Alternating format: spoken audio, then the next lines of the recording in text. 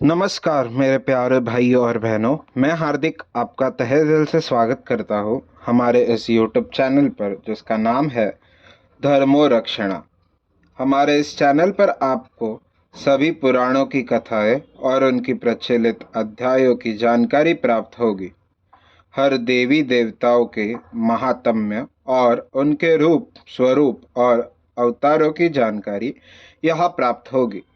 आशा करते हैं कि हमें आपका सकारात्मक प्रतिसाद मिलता रहेगा। हर हर महादेव। विद्येश्वर संहिता 10वां अध्याय प्रणव एवं पंचाक्षर मंत्र की महत्ता। ब्रह्मा और विष्णु ने पूछा, प्रभो, सृष्टि आदि 5 कृत्यों के लक्षण क्या है? यह हम दोनों को बताइए। भगवान शिव बोले, मेरे कर्तव्यों को समझना अत्यंत गहन है, तथापि मैं कृपापूर्वक तुम्हें बता रहा हूँ। सृष्टि, पालन, संहार, तिरोभाव और अनुग्रह मेरे जगत संबंधी 5 कार्य है जो नित्य सिद्ध है। संसार की रचना का आरंभ सृष्टि कहलाता है।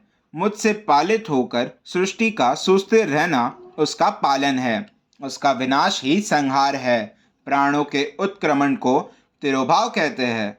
इन सब से छुटकारा मिल जाना ही मेरा अनुग्रह अर्थात मोक्ष है। ये मेरे 5 कृत्य है। सृष्टि आदि 4 कृत्य संसार का विस्तार करने वाले हैं। 5वां कृत्य मोक्ष का है। मेरे भक्तजन इन 5 कार्यों को 5 भूतों में देखते हैं। सृष्टि धरती पर, स्थिति जल में, संहार अग्नि में, तिरोभाव वायु में और अनुग्रह आकाश में स्थित है। पृथ्वी से सबकी सृष्टि होती है। जल से वृद्धि होती है। आग सबको जला देती है। वायु एक स्थान से दूसरे स्थान पर ले जाती है और आकाश सबको अनुग्रहित करता है। इन 5 कृत्यों का भार वहन करने के लिए ही मेरे 5 मुख है। 4 दिशाओं में 4 मुख और इनके बीच में 5वां मुख है। पुत्रों, तुम दोनों ने मुझे तपस्या से प्रसन्न कर सृष्टि और पालन 2 कार्य प्राप्त कर लिए हैं। इसी प्रकार मेरी विभूति स्वरूप रुद्र और महेश्वर ने संहार और तिरोभाव कार्य मुझसे प्राप्त किए हैं, परंतु मोक्ष मैं स्वयं प्रदान करता हूँ। मैंने पूर्व काल में अपने स्वरूप भूत मंत्र का उपदेश किया है, जो ओंकार रूप से प्रसिद्ध है। यह मंगलकारी मंत्र है। सर्वप्रथम मेरे मुख से ओंकार प्रकट हुआ, जो मेरे स्वरूप का बोध कराता है। इसका स्मरण निरंतर करने से मेरा ही सदा स्मरण होता है। मेरे उत्तरवर्ती मुख से अकार का, पश्चिम मुख से उकार का, दक्षिण मुख से मकार का, पूर्ववर्ती मुख से बिंदु का तथा मध्यवर्ती मुख से नाद का प्रकटीकरण हुआ है। इस प्रकार इन 5 अवयवों से ओंकार का विस्तार हुआ है। इन 5 अवयवों से एकाकार होने पर प्रणव ओम नामक अक्षर उत्पन्न हुआ। जगत में उत्पन्न सभी स्त्री पुरुष इस प्रणव मंत्र में व्याप्त है। यह मंत्र शिव शक्ति दोनों का बोधक है। इसी से पंचाक्षर मंत्र ओम नमः शिवाय की उत्पत्ति हुई है। यह मेरे साकार रूप का बोधक है। इस पंचाक्षर मंत्र से मातृ का वर्ण प्रकट हुआ है, जो 5 भेद वाले है। इसी से शिरो मंत्र सहित त्रिपदा गायत्री का प्रकट हुआ है। इस गायत्री से संपूर्ण वेद प्रकट हुए और उन वेदों से करोड़ों मंत्र निकले हैं। उन मंत्रों से विभिन्न कार्यों की सिद्धि होती है। इस पंचाक्षर प्रणव मंत्र से सभी मनोरथ पूर्ण होते हैं। इस मंत्र से भोग और मोक्ष दोनों प्राप्त होते हैं। नंदिकेश्वर कहते हैं, जगदम्बा उमा गौरी पार्वती के साथ बैठे महादेव ने उत्तरवर्ती मुख बैठे ब्रह्मा और विष्णु को पर्दा करने वाले वस्त्र से आच्छादित कर उनके मस्तक पर अपना हाथ रखकर धीरे धीरे उच्चारण कर उन्हें उत्तम मंत्र का उपदेश दिया। 3 बार मंत्र का उच्चारण करके भगवान शिव ने उन्हें शिष्यों के रूप में दीक्षा दी।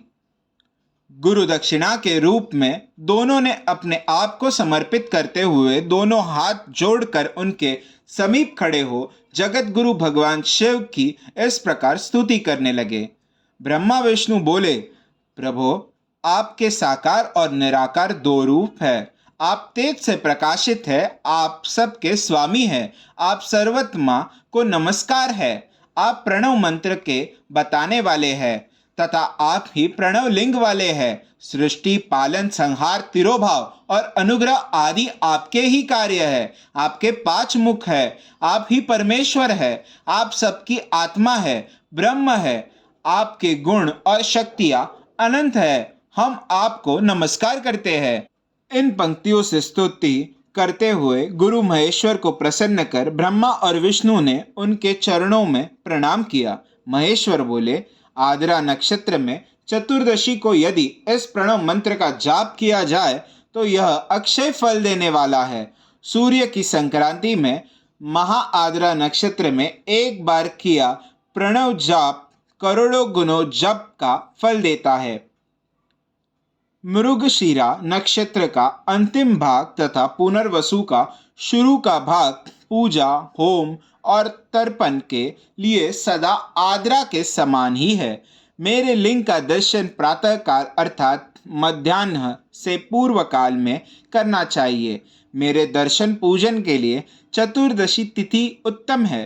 पूजा करने वालों के लिए मेरी मूर्ति और लिंग दोनों समान है। फिर भी मूर्ति की अपेक्षा लिंग का स्थान ऊंचा है, इसलिए मनुष्य को शिवलिंग का ही पूजन करना चाहिए। लिंग का ओम मंत्र से और मूर्ति का पंचाक्षर मंत्र से पूजन करना चाहिए। शिवलिंग की स्वयं स्थापना करके या दूसरों से स्थापना करवाकर उत्तम द्रव्यों से पूजा करने से मेरा पद सुलभ होता है। इस प्रकार दोनों शिष्यों को उपदेश देकर भगवान शिव अंतर्धान हो गए। अध्याय 10वां समाप्त। वीडियो को लाइक करें, शेयर करें, चैनल को सब्सक्राइब करें और हमारे साथ बने रहने के लिए बेल आइकन को प्रेस करें।